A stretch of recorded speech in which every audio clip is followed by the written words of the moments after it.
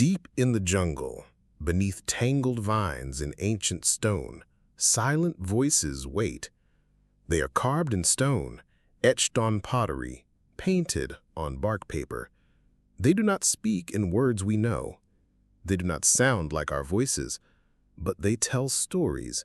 Stories of kings and gods, of war and time, of life and death.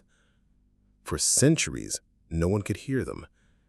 The Maya wrote a language that vanished, not because it was lost, but because no one could read it.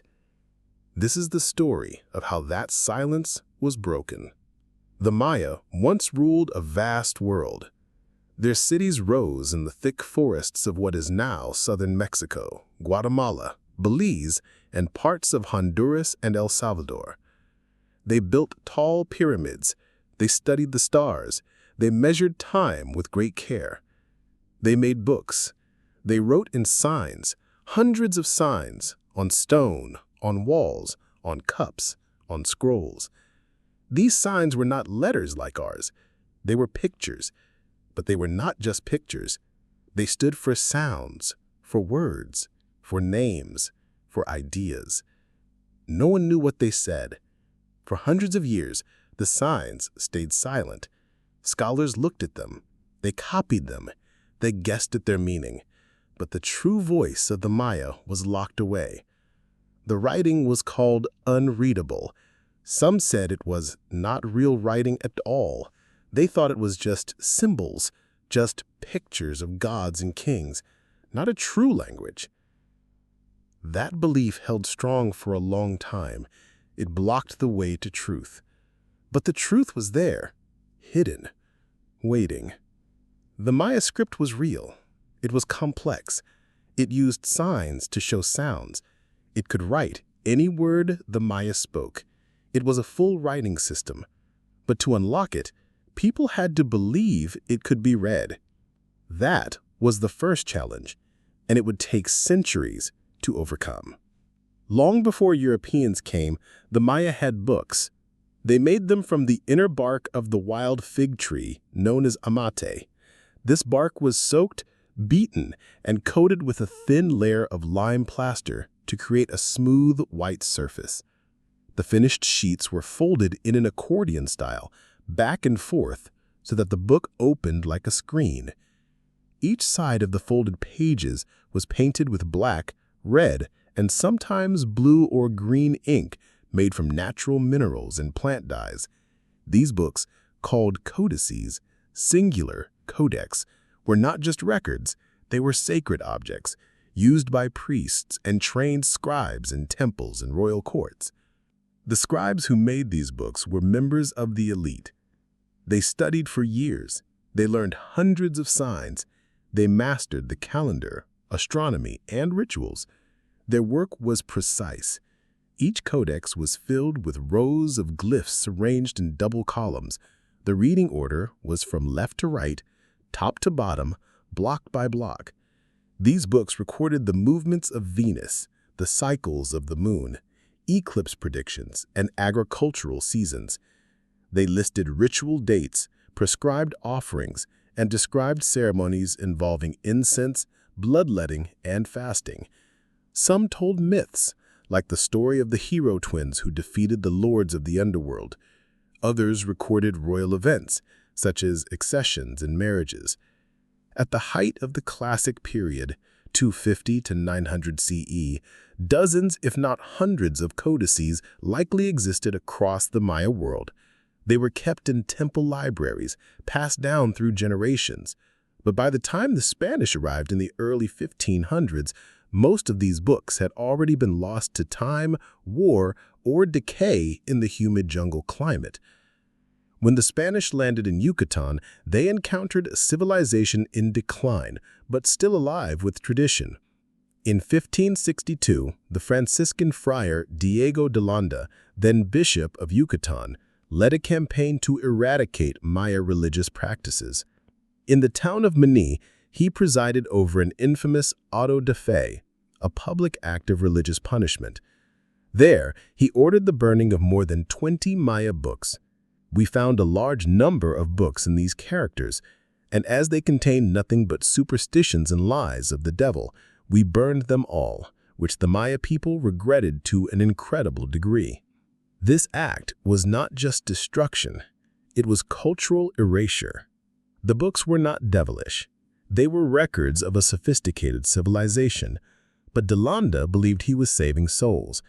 His actions were part of a broader Spanish effort to convert the Maya to Christianity by destroying their old ways. Only 3 codices survived the purge, and possibly a 4th. The first, now known as the Dresden Codex, was discovered in a German library in the 1700s. It is the most complete of the 4, with 74 pages. It contains detailed astronomical tables, including a precise Venus cycle that matches actual planetary movements.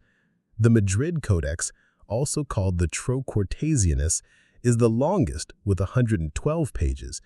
It focuses on rituals, divination, and the 260-day sacred calendar.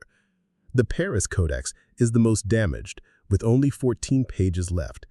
It includes sections on the Maya calendar cycles and prophecies tied to the movements of time. The 4th, known as the Grolier Codex or Maya Codex of Mexico, surfaced in the 1970s. For years, scholars doubted its authenticity, but detailed studies in the 2010s confirmed it is genuine, making it the oldest surviving Maya book, dated to around 1050 to 1200 CE. It focuses on Venus and ritual timing. These 4 codices are the only known surviving books written by the ancient Maya. All others were lost. Yet even in their fragmentary state, they became crucial tools for decipherment. Their painted pages held repeated signs, clear calendar dates, and predictable patterns. By comparing the same sequences across pages, scholars could begin to guess meanings. But de Landa did more than burn books. He also wrote one of his own. Around 1566, he composed a manuscript titled Relación de las Cosas de Yucatán, Account of the Things of Yucatan. In it, he described Maya society, religion, and customs. Though biased and often hostile, the book preserved rare details about daily life, ceremonies, and language. One section proved unexpectedly vital. To understand the Maya script, de Landa asked local Maya scribes to write down their alphabet. The scribes, likely trained in pre-Hispanic traditions, drew a series of glyphs. De Landa then matched each glyph to a Spanish sound, A, B, C, as if the Maya system worked like the Roman alphabet. He listed 27 signs, assigning them phonetic values such as be, cha, ka, ku, and che. But this was a misunderstanding. The Maya did not have an alphabet. Their script was logosyllabic, meaning it used signs for whole words, logograms, and for syllables, syllabograms. The scribes may have been showing de Landa signs that sounded similar to Spanish syllables, or perhaps they were adapting their system to meet his demands. For centuries, scholars dismissed de Landa's alphabet as useless because it did not reflect how the script truly worked. Yet the list contained a hidden truth. Some of the sound values he recorded were correct. When later researchers tested them against known words in the codices, matches began to appear. For example, the word kak, meaning fire or red, appeared in the Dresden Codex alongside a sign de Landa had labeled ka. When read as ka, it fit. Another sign, labeled u by de Landa, matched the vowel u in words like ulu. De Landa's list was flawed. It was forced. It was incomplete, but it was not meaningless. It was a distorted reflection of a real system. And one man, far from the jungles of Yucatan and unaware of the ruins rising in the forest, would see its value. For years after the codices were scattered across Europe, no one could read the Maya signs. Explorers like John Lloyd Stephens and Frederick Catherwood traveled through Central America in the 1830s and 40s. They mapped cities like Copan, Palenque, and Uxmal. Catherwood's detailed drawings brought the glyphs to the world. People marveled at the artistry, but no one knew what the signs said. In Europe, scholars debated the nature of the script. Many believed it was not true writing at all. They argued that the Maya were incapable of developing a full writing system. This idea came from a broader bias of the time. Only certain ancient civilizations, Egypt, Mesopotamia, China, and the Greco-Roman world, were seen as advanced enough to invent writing. The Americas, in this view, were primitive. The Maya, though they built great cities, were thought to be dreamers, not historians. Their carvings, it was said, were symbolic, religious images, not records of real events. This belief held power for a century. It shaped how scholars approached the glyphs. They looked for cosmic meanings. They focused on the calendar. They ignored the possibility of names, battles, or dynastic histories. Yet a few voices challenged this view. In the 1830s, a polymath named Konstantin Samuel Rufinesky, who lived in the United States but was born in what is now Ukraine, studied Delanda's manuscript. He noticed that some of the signs resembled syllabic symbols used in other ancient scripts. He hypothesized that the Maya used a syllabary, where each sign stands for a consonant-vowel pair, like ta, te, ti, to, and tu. Using Delanda's list, he assigned phonetic values to the signs. He published a partial syllabary in 1832. He even attempted to read a short passage from the Dresden Codex. He correctly identified signs for ma, ku, pa, and zi. He showed that combining them could form words. But the academic world ignored him. Rufinesky was eccentric. He worked alone. He published in obscure journals. He died in 1840, largely forgotten. His insight that the Maya script was phonetic was buried with him. It would take over 100 years for his idea to return. When it did, it would come not from Europe or America, but from a quiet library in Leningrad, where a young scholar named Yuri Knoraz was turning the pages of a photocopied edition of Delanda's Relation. He saw what others had missed. He saw a pattern. He saw a key, and he would not let it go. In the 1800s, the jungle gave up its secrets. Thick vines were cut aside. Stone faces emerged from the green. Temples climbed once more into the sky. Explorers ventured deep into the forests of Central America, guided by local people who had long known the ruins were there. Among them, two men stood out: John Lloyd Stephens and Frederick Catherwood. Stephens was an American traveler and diplomat. Catherwood was a British artist and architect.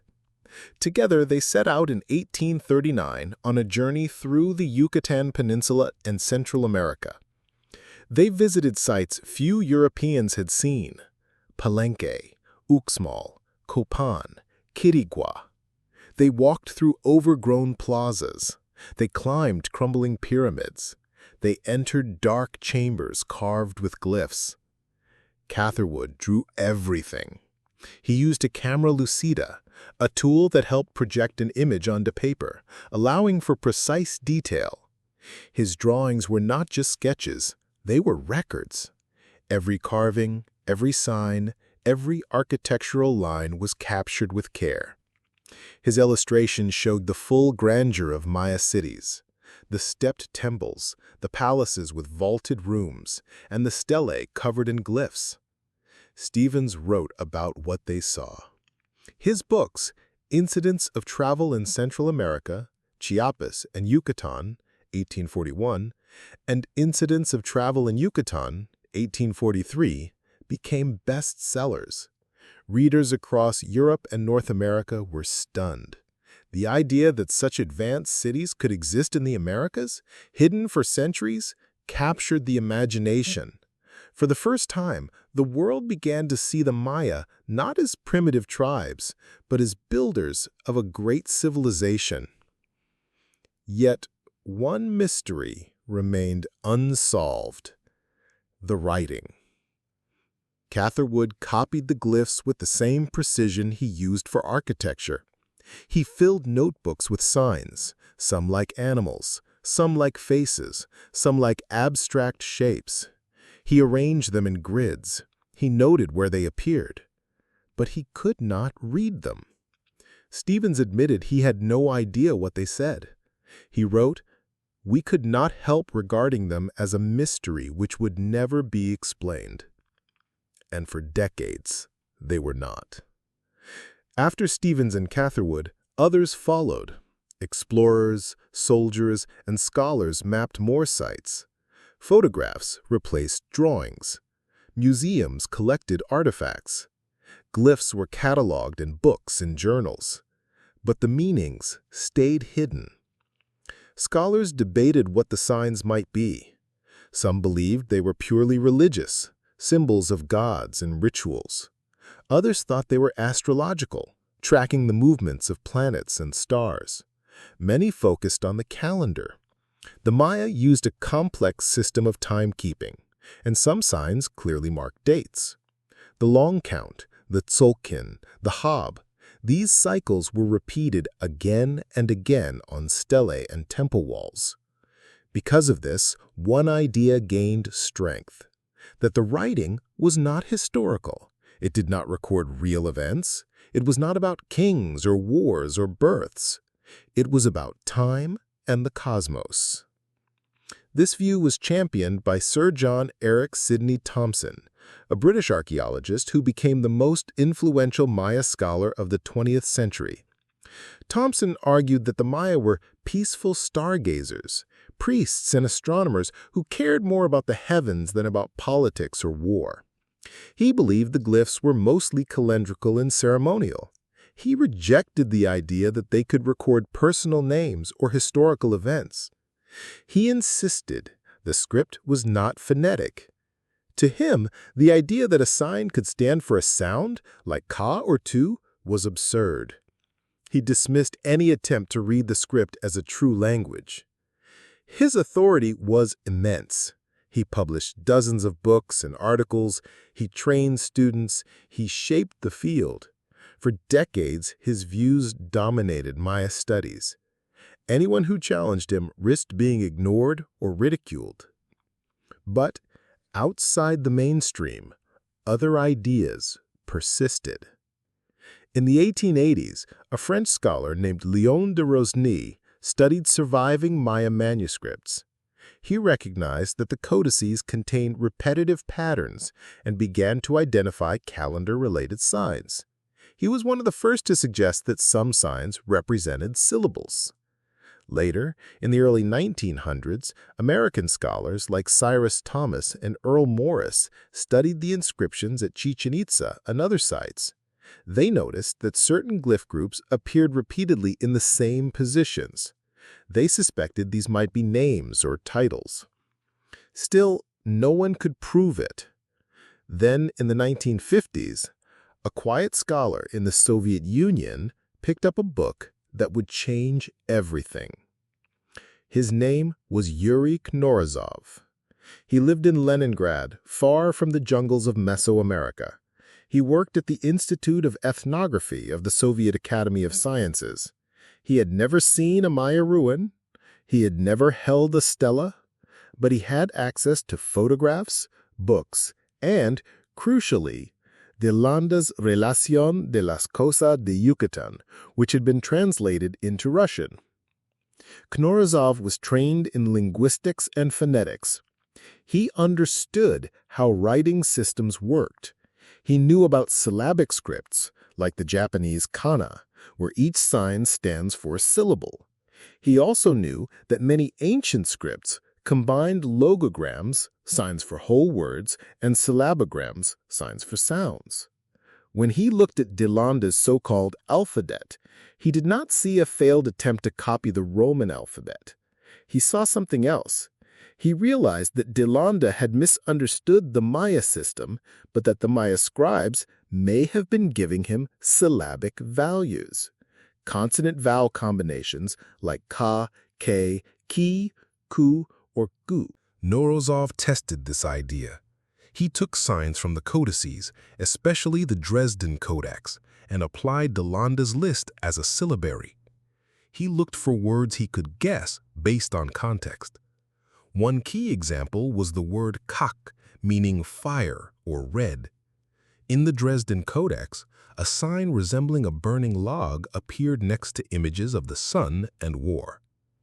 Morozov read it using Delanda's ka as ka. When combined with another sign read as ka, it formed ka'ak, a match. Another word was chi, or cheek, meaning to speak, or word. He found a sign Delanda had labeled chi appearing in contexts related to speech and writing. It fit. In 1952, Morozov published a short paper titled Drevnie pismennosti Ameriki, Ancient Writing Systems of America. In it, he argued that the Maya script was phonetic and that Delanda's list, though flawed, held real phonetic values. He proposed a full syllabary based on the evidence. He sent his work to international conferences, but the response was cold. Western scholars, especially Thompson, rejected his ideas.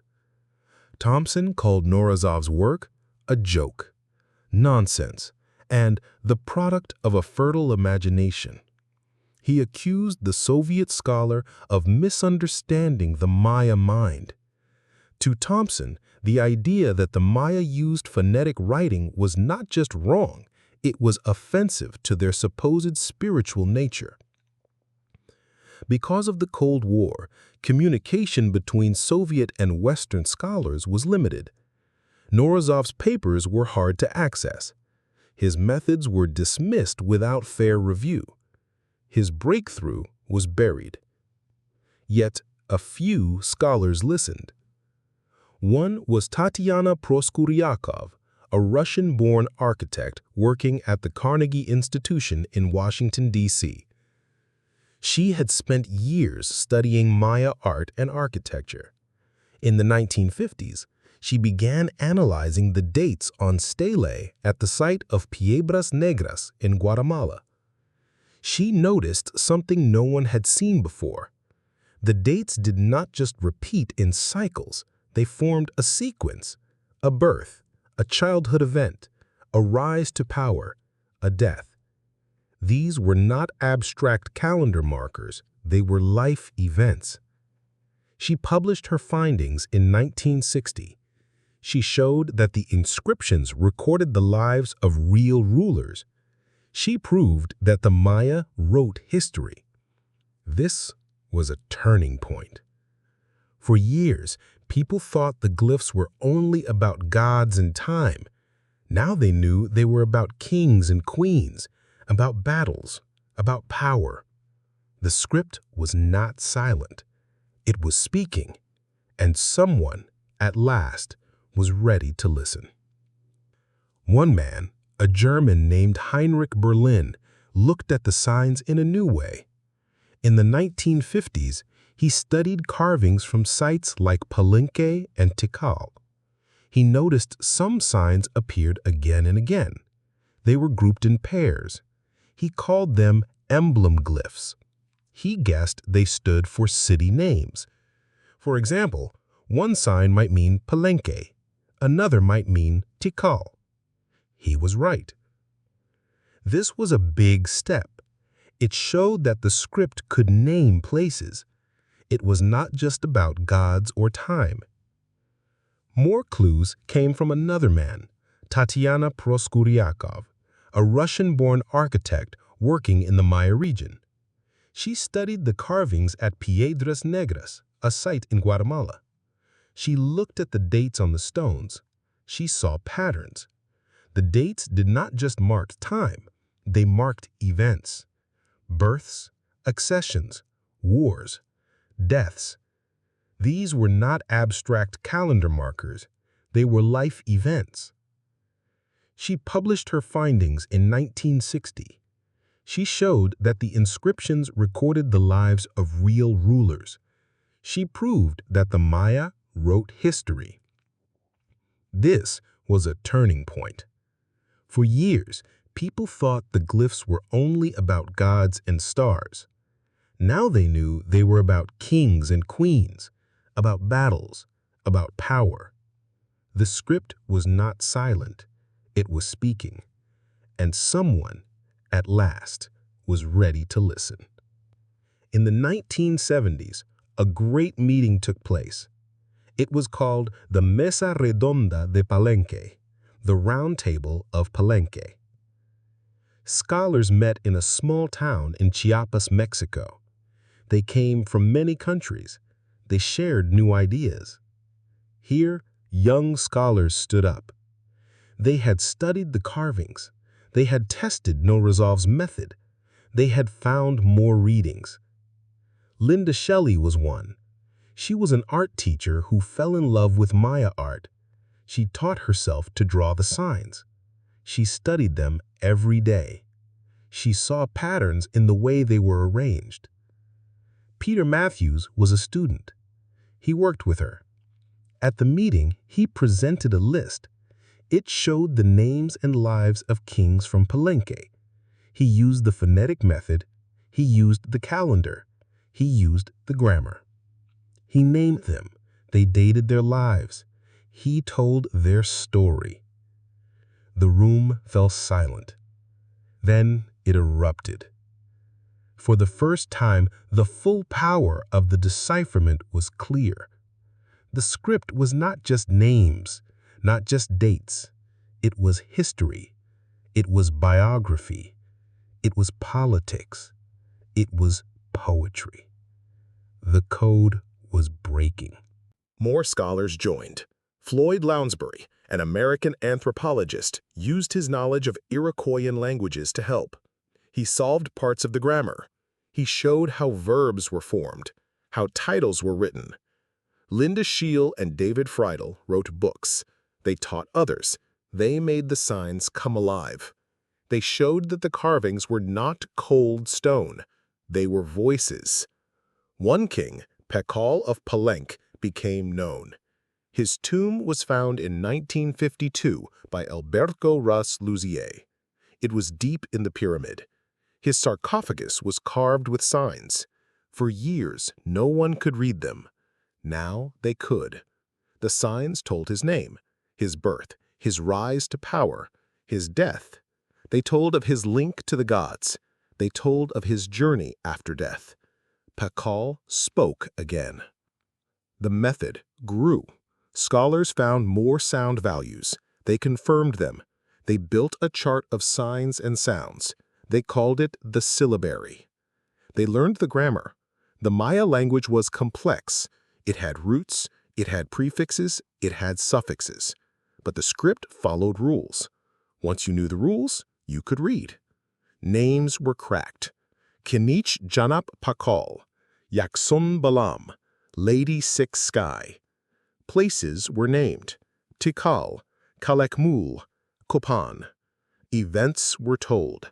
A war in 562, a victory in 695, a royal birth in 662. The past came back. But not all agreed. One man, J. Eric S. Thompson, had ruled Maya studies for decades. He was British. He was respected. He believed the script was not phonetic. He believed it was symbolic. He said the Maya were dreamers, poets, astronomers, not historians. He did not like the new ideas. He fought them. He called Knorosov's work nonsense. He said the phonetic method would fail. But the evidence grew. More readings worked. More names matched. More dates lined up. Thompson died in 1975. His ideas faded. The new way won. The script was not just one language. The signs were used for several Mayan languages. The main one was Classic Mayan. It was spoken long ago. No one speaks it now, but it is related to modern Mayan tongues. Scholars used modern languages to help. They looked for similar words, similar sounds. They checked grammar. This helped confirm readings. For example, the word for jaguar in Classic Mayan was balam. A sign that looked like a jaguar head was often found in names.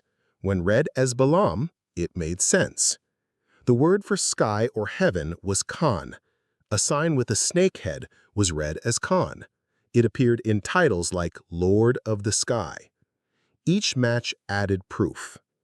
The calendar was a key. The Maya used a complex system to track time. It had 3 parts. First, the Hab. It was a 365-day solar year. It had 18 months of 20 days, plus 5 extra days. Second, the Tzolk'in. It was a 260-day sacred cycle. It had 13 numbers and 20 day names. They combined to make 260 unique days. Third, the long count. It counted days from a starting point in the past. That point was August 11th, 3114 BCE in our calendar. The long count used bars and dots. A dot was 1. A bar was 5. Dates were written with all 3 systems. Once scholars understood the calendar, they could fix dates on the stones. They could line up events. This gave a frame for history. A carving that said 9.10.10.004 Ajau 8 Kunku meant a specific day, December 11th, 741 CE. On that day, a king named Kak Tiliv Chan Yopat of Kirigwa raised a stone. The text told of his power, his defiance of a greater king. The date was real, the event was real. Names were the next big step. Maya kings and queens had long names. They included titles, lineage, places. A name might start with Kuhul, meaning holy or divine, then a place name, then a personal name. Kuhul Tikal Ajau meant Holy King of Tikal. Women had power too. Lady Six Sky ruled Kopan. Her son was young. She ruled for him. The stones say so. Royal women were not just wives. They were leaders. They made alliances. They bore heirs. They performed rituals. Their names were written with care. War was common. Kings fought for power, for land, for honor. The signs show battles, captures, victories. One famous war was between Tikal and Calakmul. They were rival powers. Each had allies. In 562, Calakmul defeated Tikal. The king of Tikal was captured. The city fell silent. No new monuments for 130 years. Then, in 695, Tikal struck back.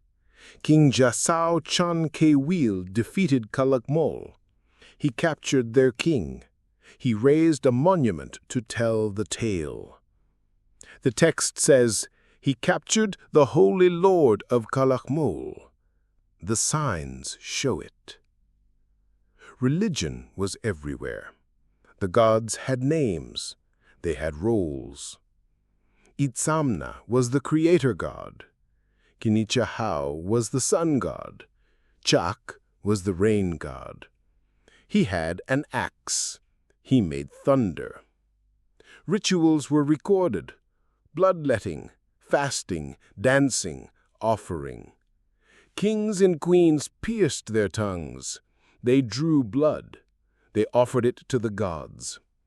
The smoke from the blood carried prayers. The signs show it. A rope with thorns, a stingray spine, a bowl to catch the blood. They wrote the words, she performed the bloodletting rite. The writing was not just on stone. It was on pottery, cups, bowls, jars. Many pots had texts around the rim. They said who owned them, who made them, what they held. A cup for drinking cacao made for the lord of Uxul. Jar of maize, property of Lady White Paw. These were not grand texts, but they showed daily life. They showed that writing was common, not just for kings. Scribes were important. They trained for years. They learned the signs, the grammar, the style. Some signed their work, written by the hand of Atsib. They were proud. The collapse came. Around 900 CE, the great cities fell. Tikal, Palenque, Calakmul, Copan. They were abandoned. Why? No one knows for sure. Drought, war, famine, overuse of land, a mix of causes. The writing stopped. The last known long count date is 909 CE, and it is on a stone at Tonina. After that, no more. But the people did not vanish. They lived on. They spoke Mayan languages. They kept traditions. But the script, it faded. Only the Spanish records show that some still knew signs, but the full system was lost. The decipherment changed everything.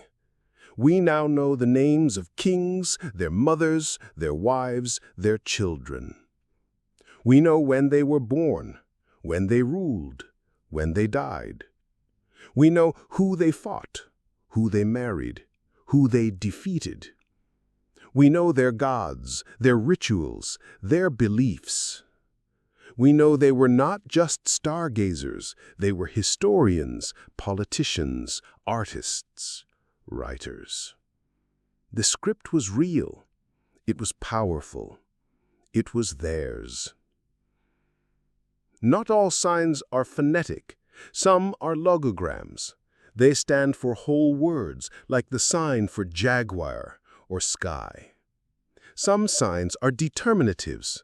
They show the type of word, like a sign for stone added to a place name. The script could be read in different orders, top to bottom, left to right, in blocks. Scribes made errors, just like we do. They corrected them. They scratched them out. Some texts are jokes. One pot says, "Don't spill the cacao." The Maya wrote poetry. The structure is clear. Parallel lines, repetition, rhythm. Women could be scribes. Some signs suggest female authors. The Dresden Codex has a Venus table. It tracks the planet's path. It is accurate.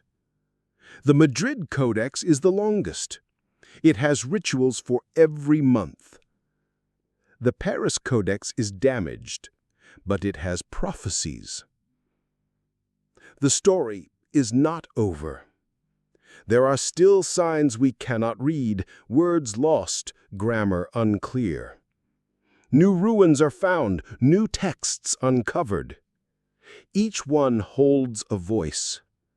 The jungle gives them back, slowly. We listen. We learn. The Maya wrote to be remembered. Now, at last, we can hear them. This is not just about reading signs. It is about respect for a people who built cities in the forest, who tracked time with care, who wrote their lives in stone. They did not vanish. They speak. We only had to learn how to listen. And now we do.